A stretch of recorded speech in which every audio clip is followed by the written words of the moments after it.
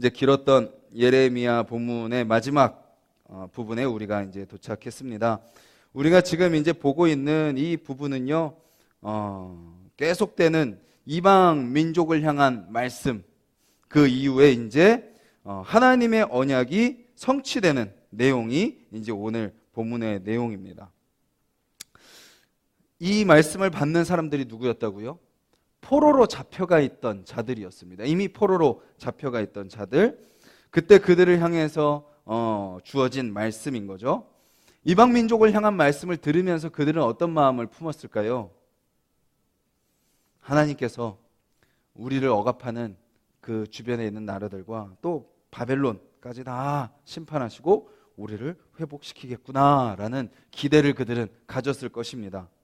그런데 마지막 52장 와서 그들은 다시 무엇을 생각했을까요?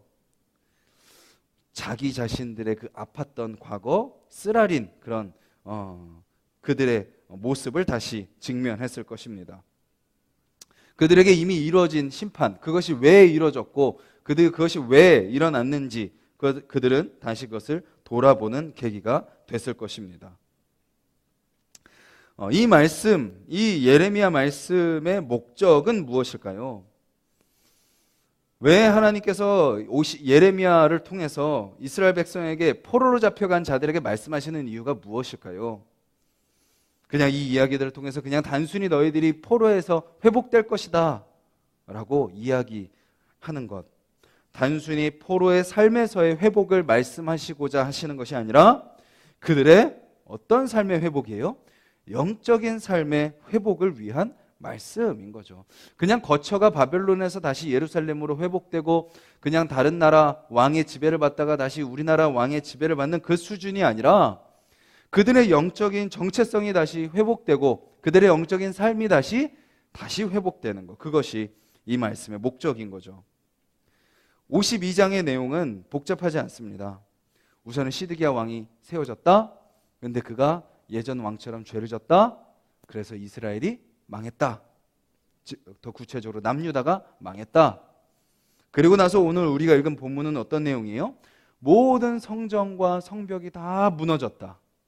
그리고 유다 모든 백성들이 포로로 잡혀갔다 라는 것을 이야기하죠. 그리고 마지막에 31절부터 34절까지 이미 잡혀갔던 여호야긴 왕이 석방되었다라는 것을 이야기하고 있습니다. 그것이 52장의 내용입니다.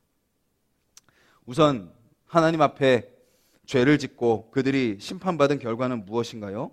모든 건물이 다 파괴됩니다.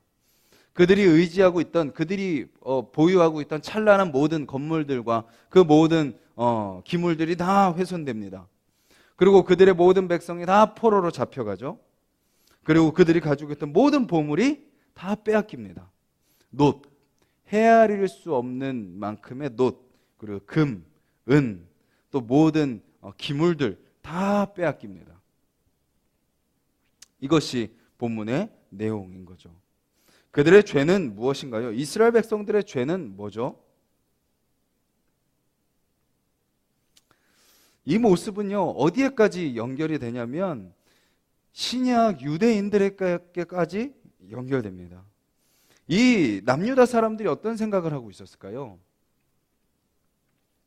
북이스라엘이 망하는 것을 보면서 무슨 생각을 했을까요? 우리도 정신 차리자라고 생각했을까요? 정신 차렸으면 이런 심판까지도 가지 않았겠죠? 북이스라엘보다 우리는 낫다라고 생각하고 있었던 거죠. 우리는 다윗 언약을 계승받은 민족이다. 너네는 우상을 숭배하고 우상을 따르고 선한 왕 하나 없었고 너네들은 그런 심판을 받아도 싸다라는 생각을 했다면 자기 스스로는 그들보다 우리는 낫다라고 생각하고 있었고 우리에게는 다윗의 언약이 있었고 예루살렘 성전이 있으니까 우리는 괜찮다라고 생각하고 있었다라는 것이죠. 끊임없이 선지자를 통해서 돌이키라고 이야기했음에도 불구하고 또 심지어 그들이 북이스라엘 망하고 남유다가 남았고 남은 그들을 향해서 또 예레미야 선지자가 끊임없이 말했음에도 불구하고 그들은 듣지 않았습니다. 그리고 심지어 뭐까지 안 들었죠? 다 망한 것을 보고도 포로로 잡혀가라.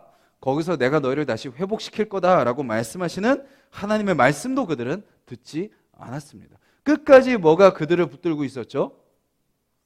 인간의 이성, 자기의 생각, 자기의 기준, 눈에 보이는 것들, 그것을 의지하고 있었던 거죠.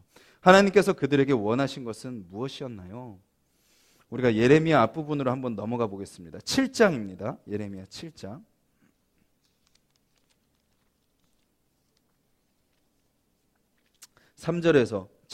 예레미야 7장 3절에서 7절까지 말씀입니다. 1061페이지 예레미야 7장 3절에서 7절까지 말씀 우리 한 목소리로 같이 읽겠습니다. 시작. 만군의 여호와 이스라엘의 하나님께서 이와 같이 말씀하시되 너희 길과 행위를 바르게 하라. 그리하면 내가 너희로 이곳에 살게 하리라. 너희는 이것이 여호와의 성전이라 여호와의 성전이라 여호와의 성전이라 하는 거짓말을 믿지 말라. 너희가 만일 길과 행위를 참으로 바르게 하여 이웃들 사이에 정의를 행하며 이방인과 고아와 과부를 압제하지 아니하며 무지한 자의 피를 이곳에서 흘리지 아니하며 다른 신들 뒤를 따라 화를 자체하지 아니하면 내가 너희를 이곳에 살게 하리니 곧 너희 조상에게 영원 무궁토록 준 땅이니라. 아멘. 무엇을 말하죠? 거짓말하지 말아라 라고 이야기합니다. 거짓말하지 말아라. 니네가 지금 예배 잘 드리고 있다고, 니네가 지금 겉으로 보는 신앙생활, 교회생활, 종교생활 잘하고 있다고 너희 신앙까지 바르다고 생각하지 말아라 라고 이야기하고 있는 것이죠. 하나님이 우리에게 원하시는 건 뭐예요? 번듯한 성전을 세워놓고, 지금으로 치면 번듯한 예배당 세워놓고 잘 짜여진 예배를 드리고 어떤 보이는 구제, 어떤 그런 봉사, 그런 것들을 하는 것, 그런 겉모습만 번지르한 모습을 원하지 않으신다는 거죠. 무엇을 보시는 거예요? 하나님은 사람은 겉모습을 봅니다. 저와 성도님들도 서로 사역 잘한다, 아니면 성도님들 열심히 신앙생활 한다, 그런 것 가지고 서로를 판단할 수밖에 없지만 하나님은 우리의 중심을 보고 계시는 거죠.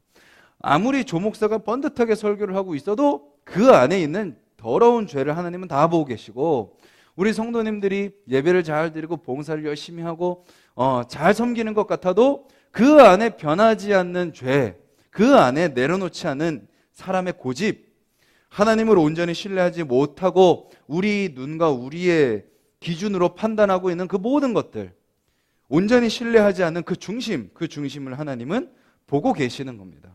그래서 괜찮다 하지 말고 잘하고 있다고 생각하지 말아라 라고 말씀하고 계시는 거죠. 즉 하나님이 이런 말씀을 하시면서 심판하시는 이유는 뭐예요? 우리는 분명히 알고 있어야 됩니다. 이스라엘을 향한 심판은 완전한 멸망을 위한 심판이 아니라 무엇을 위한 심판이에요? 온전한 회복을 위한 심판입니다. 겉으로 보기에는 우리는 완전히 끝났다라고 생각할지 모르지만 하나님은 이 심판을 통해서 온전히 회복해 가시는 겁니다. 계속해서 우리 회복의 말씀들을 살펴봤잖아요. 예레미야 30장, 33장에 나오는 그 하나님의 그 회복의 말씀들, 또 예레미야 24장에 나오는 중간중간 나오는 그 회복의 말씀들, 결국 그들이 당하는 심판은 회복의 또 다른 과정이다라는 것입니다. 그래서 그리스도인들은 늘 우리 인생 가운데 당하는 고난을 그런 눈으로 바라볼 수 있어야 됩니다. 하나님이 왜 이렇게 우리를 힘들게 하지? 왜 이렇게 아프게 하지? 하나님이 살아계시다면 왜 이런 일이 일어나지?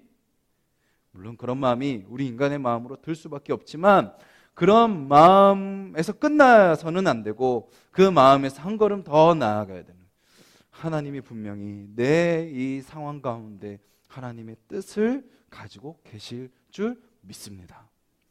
나의 지금 이 상황 가운데 하나님의 계획이 있는 줄 믿습니다 라는 믿음의 고백이 우리 가운데 드려져야 된다라는 것이죠. 하나님이 회복하심이 오늘 본문에 약간의 힌트로 등장을 합니다. 그 중에 한 가지는 무엇이냐? 하나님께서 성전은 다 무너뜨리지만 그 안에 있는 성전의 기물들은 부셔뜨리지 않고 그대로 바벨론으로 가져가신다라는 것입니다. 나중에 느헤미야를 보면 포로로 잡혀간 백성들이 이제 그때 다시 돌아오죠. 그때 돌아올 때 뭘 가져오나요? 그때 예루살렘 성전에서 바벨론 왕궁으로 가져갔던 것을 그대로 다시 가져오는 것을 보게 됩니다. 그리고 오늘 본문에 또 두 번째 힌트가 나온다면 그것은 누구의 석방이죠? 여호야긴 왕의 석방입니다. 이유를 알 수 없는 석방입니다. 에윌무로닥 왕이 세워지고 나서 전혀 생뚱맞은 때에 생뚱맞게 여호야긴 왕이 석방되었다는 이야기. 우리가 그냥 이 본문을 그냥 보고 넘어갈 수 있겠지만 이 본문은 하나님께서 이스라엘 백성 가운데 말씀하신 대로 심판을 이루신 것처럼 무엇도 이루신다고요? 회복도 이루신다라는 것을 보여주는 귀한 힌트인 것이죠. 즉 우리는 고난 속에서 좌절하고 절망하고 힘들어하지만 그 가운데 누가 여전히 일하고 계시다고요? 하나님께서 일하고 계시다라는 거. 심지어는 어디에서까지 하나님은 일하고 계세요? 인간의 실패, 인간의 죄 속에서도 하나님은 일하고 계시다라는 것입니다. 당장 눈앞에는 하나님이 우리를 치시는 것 같고 하나님이 우리를 심판하는 것 같지만 그것은 우리가 밉거나 우리를 버리기 위한 것이 아닌 우리를 사랑하시기 때문에 우리를 살리시기 위한 하나님의 사랑의 회초리, 사랑의 채찍이라는 것을 우리는 기억해야 됩니다. 그리고 결국 우리의 모든 삶은 누가 인도하시는 대로 살아가는 삶인가요? 나의 힘과 나의 능력과 나의 노력과 내가 가지고 있는 것으로 사는 삶이 아니라 하나님께서 인도하시는 삶이다라는 것입니다. 결국 오늘 본문은 우리에게 무엇을 말씀하고 있나요? 우리 안에 있는 하나님이 아닌 우상을 다 하나님 앞에 내려놓으라라는 것입니다. 우리가 지금 복음반 하시는 분들은 살펴보는 것처럼 우리 안에 있는 힘의 우상, 내가 무언가를 해내야 된다고 생각하는 그런 우상, 그리고 우리 안에 있는 인정의 우상, 누군가에게 인정받기 위한 우상, 그리고 편안함을 추구하고자 하는 우상, 그리고 마지막 어떤 나의 삶이 통제되어야 되고 내 삶이 뭔가 미래가 확실해야 되고 준비되어 있어야 된 그것으로 인한 안정감을 얻으려고 하는 그런 우상들을 다 내려놓아야 되는 거죠. 그 우상을 내려놓을 때요, 어떤 일이 일어나나요? 내가 힘을 갖지 않아도 아무런 문제가 되지 않는 거예요. 인정받지 않아도 상관없는 거예요. 내 삶이 편안하지 않고 불편하고 막 그래도 마음은 평안한 거죠. 내 삶이 통제되지 않아도 막 짜여진 대로 되지 않고 막 내가 계획한 대로 되지 않아도 두렵지 않습니다. 왜요? 하나님이 나의 삶을 책임져 주신다는 진짜 신앙이 있기 때문이죠. 그리고 그렇게 우상을 다 내려놓고 무엇을 귀 기울이고 무엇을 따르라? 하나님의 말씀만 귀 기울이고 말씀만 따르라 라는 겁니다. 우리의 모든 기준들, 우상으로 말미암는 죄의 기준, 죄의 판단, 죄의 생각들 다 내려놓고 나의 이성을 넘어선 하나님의 계획에 순종해라. 오늘 하루도요, 하나님께서 분명히 여러분들을 향한 계획을 가지고 계실까요? 모든 순간순간 하나님이 계획하고 계신 대로 일하신다는 걸 믿으시나요? 그렇다면 우리의 모든 순간순간마다 우리는 두려워할 필요 없고 하나님께 맡기며 살아가는 거죠. 하나님이 계획하신 대로 하나님이 뜻하신 것이 무엇인가 우리는 여쭤보고 거기에 맡기는 겁니다. 불쑥불쑥 우리의 두려움이 올라옵니다. 불쑥불쑥 우리의 감정이 올라옵니다. 불쑥불쑥 또 내가 막 하고자 하는 그런 마음들이 올라옵니다. 이제 우리는 그것을 분별할 수 있어야 됩니다. 그 순간 우리는 다시 주님 앞에 맡기는 거죠. 기도하는 겁니다. 그것이 바로 우리의 행동으로 바꾸는 것도 아닌 우리의 의지로 바꾸는 것, 마음으로 바꾸는 것도 아닌 오직 복음으로 바꾸는 것. 주님 앞에 맡기고 기도함으로 주님 앞에 내려놓는 것. 그리고 기다림으로 하나님의 행하심을 바라보고 따라 사는 것. 그것이 오늘 하루 살아가는 우리의 삶이 되기를 주님의 이름으로 간절히 소망합니다.